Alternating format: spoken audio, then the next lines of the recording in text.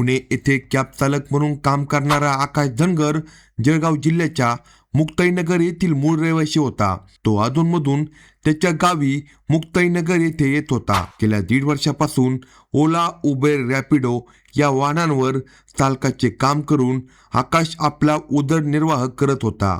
गावी मुक्ताईनगर येथे त्याचा लहान भाऊ ऋषिकेश आईवडिलांसह राहत होता. आकाशचा लहान भाऊ ऋषिकेशची एका महिलेसोबत ओळख झाली. त्या महिलेची मुलगी वयात आली असून लग्नयोग्य असल्याचे आकाशला समजल्यामुळे त्या मुलीसोबत ओळख करून घेण्याची आकाशला उत्सुकता लागली. एनकेन प्रकारे आकाशने त्या महिलेच्या मुलीसोबत ओळख करूनच घेतली. आकाशला ती मुलगी खूप आवडली. पहिल्याच भेटीत तो तिच्या प्रेमात पडला.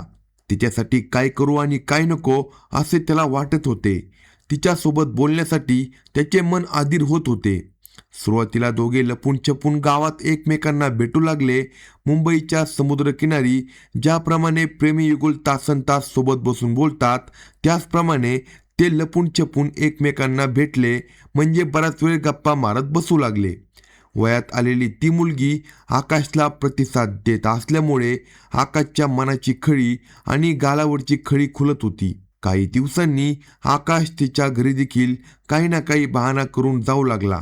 दोघांनी एकमेकांवरील प्रेम जाहीर केले. दोघांच्या घरी एकमेकांचे प्रेम माहिती झाले. मी लग्न करेन तर या मुलीसोबतच, अन्यथा नाही अशी विनवणी आकाशने आई वडिलांकडे केल्यामुळे दोघा परिवारामध्ये एक बैठक झाली. त्या बैठकीत दोघांच्या लग्नाला सहमती दर्शवण्यात आली. दोघा परिवारात दोघांच्या लग्नाला सहमती मिळाल्यामुळे दोघांना लपून छपून एकमेकांना भेटण्याची गरज राहिली नाही. दोघे राजी खुशीने खुल्लमखुल्ला एकमेकांना भेटू लागले आणि बोलू लागले. आकाश तिच्या घरी उघडपणे जाऊ लागला. सुमारे 1.5 वर्षापूर्वी आकाश आणि त्या मुलीचा साखरपुडा झाला. कामानिमित्त आकाश पुणे येथे राहत होता. या कलियुगात प्रत्येकाच्या खिशात अँड्रॉइड मोबाईल असल्यामुळे जग प्रत्येकाच्या मुठीत सामावले आहे. कुणी कितीही लांब असला तरी मोबाईलच्या माध्यमातून एकमेकांच्या संपर्कात यायला वेळ लागत नाही. आकाश आणि त्याच्या भावी बायकोच्या रूपातील ती तरुणी असे दोघे मोबाईलच्या माध्यमातून एकमेकांच्या संपर्कात राहत होते. आकाश पुणे येथे असला तरी त्याचा तिच्यासोबत मोबाईलवर संपर्क सुरू होता. साखरपुड्यानंतर ती तरुणी तिच्या आईसह पुणे येथे आकाशकडे ये जा करत होती. आकाश व त्याचा परिवार तिच्याकडे ये जा करत होता. दरम्यान आपल्या भावी बायकोचे काही तरुणांसोबत मोबाईलवर सातत्याने संभाषण होत असल्याचा संशय आकाशला येऊ लागला. त्या संशयातून तो काही महिन्यांपूर्वी पुणे येथे मुक्ताईनगरला आला. तो तिच्या घरी मुक्कामी गेला. ती निद्रा अवस्थेत असताना तिचा अक्षरशः व्हिडिओ तयार करण्याचा उपद्व्याप त्याने केला. तो व्हिडिओ त्याने तिच्या जवळच्या नातेवाईकांना पाठवला. त्यातून तिची बदनामी झाली आणि तिचे बाहेर फिरणे कठीण झाले. अशा प्रकारे तिच्या बाहेर फिरण्यावर त्याने चुकीच्या मार्गाने अंकुश लावला. मात्र त्याच्या या कारनाम्यामुळे त्याचा व तिचा साखरपुडा मोडला. काही दिवस दोघातील बोलणे बंद झाले. काही दिवस असेच निघून गेले. त्यानंतर आकाशलाच राहवले नाही. तो पुन्हा तिच्यासोबत मोबाईलवर संपर्क साधू लागला. पुन्हा दोघातील विस्कटलेली प्रेमाची घडी व्यवस्थित झाल्यामुळे तिच्या परिवारातील सदस्य झाले गेले विसरून दोघांच्या लग्नाला सहमत झाले. मात्र आकाशच्या घरातील सदस्य लग्नाला असहमत झाले. मी लग्न करेन तर तिच्यासोबतच अशी भूमिका आकाशने घेतल्यामुळे झाले गेले गंगेला मिळाले आणि पुन्हा दोघातील संबंध पहिल्यासारखे झाले. काही दिवसांनी तो पुन्हा तिच्यावर शंका घेऊ लागला. त्याचे कारण म्हणजे रात्री उशिरापर्यंत ती त्याला मोबाईलवर ऑनलाईन दिसू लागली. गावातील विशाल गोसावी या तरुणाची आणि तिची व्हॉट्सॲप ॲपवरील लास्ट सीनची वेळ त्याला एकसारखी दिसायची. दोघांचे व्हॉट्सॲप चॅट सारख्या वेळेत त्याला दिसू लागल्यामुळे दोघे एकमेकांसोबत बोलत असल्याचा आकाशला संशय येऊ लागला. त्या संशयातून आकाशने विशाल गोसावी याच्यासोबत काही ना काही कारणावरून फोनवर बोलण्याचा सपाटाच लावला. दिनांक 21 नोव्हेंबर 2025 रोजी आकाशने विशालसोबत संपर्क साधला. ठरल्यानुसार रात्री 11च्या सुमारास आकाश धनगर आणि त्याचा भाऊ ऋषिकेश धनगर हे दोघे विशाल गोसावी याला मुक्ताईनगरच्या प्रवर्तन चौकात भेटले. तिघांनी मिळून दारू पिण्याची पार्टी करण्याचे नियोजन केले. रात्री 11 वाजल्यामुळे दारू कुठे मिळेल या शोधात तिघेजण होते. चारचाकीने तिघेजण खामखेडा परिसरातील एका हॉटेलमध्ये गेले. त्या ठिकाणी त्यांना दारू मिळाली. एका रिकाम्या प्लॉटमध्ये तिघांनी दारू पिण्याचा आस्वाद घेतला. दारू पिल्यानंतर दोघा भावांनी मिळून विशाल गोसावी याला चिखली गोडसगाव परिसरातील एका धाब्यावर जेवण करायला नेले. जेवण झाल्यानंतर दारूच्या नशेतील आकाश गाडीतच झोपी गेला. अशा प्रकारे विशाल गोसावी सोबत संपर्क वाढवून आकाशला त्याच्या मनातील संशय तपासून बघायचा होता. दुसऱ्या दिवशी 22 नोव्हेंबर रोजी सकाळी आकाशला जाग आली. आपण आपल्याच गाडीत विशाल आणि ऋषिकेश सोबत नवीन मुक्ताईनगर परिसरात असल्याचे त्याच्या लक्षात आले. सकाळी 7:30 वाजता विशाल गोसावीला आकाशने मुक्ताईनगर येथील प्रवर्तन चौकात सोडले आणि त्यानंतर दोघे भाऊ आपापल्या घरी परत आले. विशाल गोसावी आणि आपल्या भावी बायकोचे प्रेमसंबंध असल्याचा संशय आकाशला स्वस्थ बसू देत नव्हता. त्या संशयातून विशालचा खात्मा करण्याचे आकाशने मनाशी निश्चित केले. त्या संशयातून आकाशने विशालसोबत संपर्क वाढवला होता. दिनांक 22 नोव्हेंबर 2025 रोजी आकाशने विशालसोबत पुन्हा संपर्क साधला. आज आपण पुन्हा दारू पिण्यासाठी बसू अशी आकाशने विशालला ऑफर दिली. ठरल्यानुसार दुपारी 1 वाजल्यानंतर आकाश, त्याचा भाऊ ऋषिकेश आणि विशाल गोसावी असे तिघेजण मुक्ताईनगरच्या प्रवर्तन चौकात भेटले. सुरुवातीला तिघांनी शिरसाळा येथील मारुती मंदिरात मारुतीच्या दर्शनाला जाण्याचे निश्चित केले.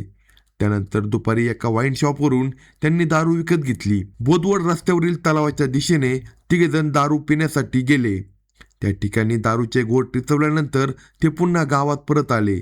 आज विशाल गोसावी याला या जगातून कायमचे रवाना करण्याचे आकाशने मनाशी निश्चित केले. त्या दृष्टीने त्यांचे नियोजन सुरू होते. आकाशच्या मनात काय सुरू आहे याची विशाल याला साधी भनकही नव्हती. आकाश गाडीतच बसून असताना ऋषिकेश आणि विशाल हे दोघे पुन्हा दारू विकत घेण्यासाठी दुकानात गेले. त्यानंतर बसस्थानक परिसरातील दुकानावरून दारू सोबत खाण्यासाठी पदार्थ घेण्यासाठी दोघे गेले असताना संधी साधून आकाशने एका दुकानातून चाकू विकत घेतला. पुन्हा एक वेळ दारू पिण्यासाठी तिघेजण मुक्ताईनगर मंदिरानजीक RI कॉलनीच्या बगीचात गेले.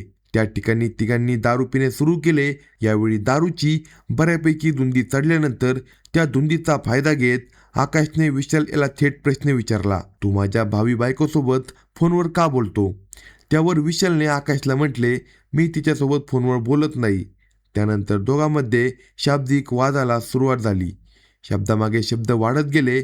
विशाल गोसावी याला काही करण्याच्या आत आकाशने पॅन्टच्या मागील खिशात लपून ठेवलेला चाकू बाहेर काढला. पुढील क्षणी आकाशने विशालच्या गळ्यावर चाकूचा वार केला. त्यानंतर लागलीच आकाशने विशालच्या गळ्यावर दुसरा वार केला. दुसऱ्या चाकू हल्ल्यात आकाशच्या हातातील चाकू खाली पडला. पडलेला चाकू ऋषिकेशने उचलला. ऋषिकेशने त्या चाकूने विशालच्या पोटावर वार केला. 3 वेळा चाकूचे वार झाल्याने विशाल रक्ताच्या थारोळ्यात जमिनीवर कोसळला. या सर्व घडामोडीत जखमी विशालच्या रक्ताचे डाग दोघा भावांच्या अंगावरील कपड्यावर पडले. तसेच जखमी विशालचा मोबाईल फोन दोघा भावांनी फोडून तिथेच फेकून दिला. रस्त्याने भरलेले कपडे बदलणे गरजेचे असल्याची जाणीव दोघांना झाली. दोघांनी त्यांचे काका शांताराम धनगर यांना फोन करून चांगले कपडे कोथळी या गावी घेऊन यायला सांगितल्यानुसार काका शांताराम धनगर यांनी दोघा पुतण्यांसाठी कपडे आणले. धावत्या गाडीतच सालाबर्डी नजीक दोघांनी कपडे बदलले. वाटेत अंगावरील रक्ताने भरलेले कपडे त्यांनी जाळून टाकले. त्यानंतर जणू काही झालेच नाही अशा आविर्भावात दोघेजण घरी गेले. या दिवशी आकाशच्या भावी बायकोचा वाढदिवस होता. त्यासाठी आकाशने तिच्यासाठी गिफ्ट आणि केक विकत घेतला. तिच्या आजीकडे तिचा वाढदिवस साजरा केला. त्यानंतर संधी साधून दोघांनी त्यांचे काका शांताराम धनगर यांना आम्ही विशालचा खून केला असल्याचे सांगितले. दिनांक 22 नोव्हेंबरच्या दुपारपासून विशाल गोसावी त्याच्या घरातील सदस्यांच्या संपर्कात नव्हता. दुसरा दिवस उजडला तरी विशाल घरी आला नाही. त्याचा मोबाईल लागत नसल्यामुळे तो बेपत्ता झाल्याप्रकरणी मुक्ताईनगर पोलीस स्टेशनला मिसिंग दाखल करण्यात आली. या मिसिंगचा तपास police head constable Mahendra Surwade यांच्याकडे देण्यात आला. पोलिसांनी तपासाला सुरुवात केली. या मिसिंगचा अधिक तपासात विशालचा मोबाईल स्विच ऑफ येत होता. दिनांक 22 नोव्हेंबरच्या दुपारपासून तो घरातून बाहेर गेला होता. मंगळवार दिनांक 23 नोव्हेंबर 2025 पर्यंत तो परत आलाच नव्हता. त्याच्या मोबाईलचे शेवटचे लोकेशन मुक्ताईनगर परिसरात जयस्वाल लॉन्स येथे येत होते. त्या परिसरात त्याचा शोध घेतला असता तेथे त्याचा तपास लागला नाही. मात्र सोमवार दिनांक 22 नोव्हेंबर 2025च्या सायंकाळी त्याच्यासोबत आकाश धनगर आणि ऋषिकेश धनगर हे दोघे भाऊ असल्याचे काही नागरिकांनी पाहिले होते. हा धागा हेरून दोघांना चौकशी कामी मुक्ताईनगर पोलीस स्टेशनला बोलावण्यात आले. दोघांना पोलीस निरीक्षक आशिष अडसूळ यांच्या समक्ष हजर करण्यात आले. दोघांची सखोल चौकशी करण्यात आली. सुरुवातीला आकाश धनगर याने उडवाउडीचे उत्तरे द्यायला सुरुवात केली. मात्र पोलीस निरीक्षक आशिष अडसूळ यांच्या करड्या आवाजापुढे आकाशचा आवाज सौम्य झाला आणि त्याने आपला गुन्हा कबूल करायला सुरुवात केली. आकाशने कबूल केले की आपल्या गावातील एका तरुणीसोबत साखरपुडा झाला होता. त्या तरुणीसोबत विशाल गोसावी याची अफेअर सुरू असल्याचा आपल्याला संशय होता.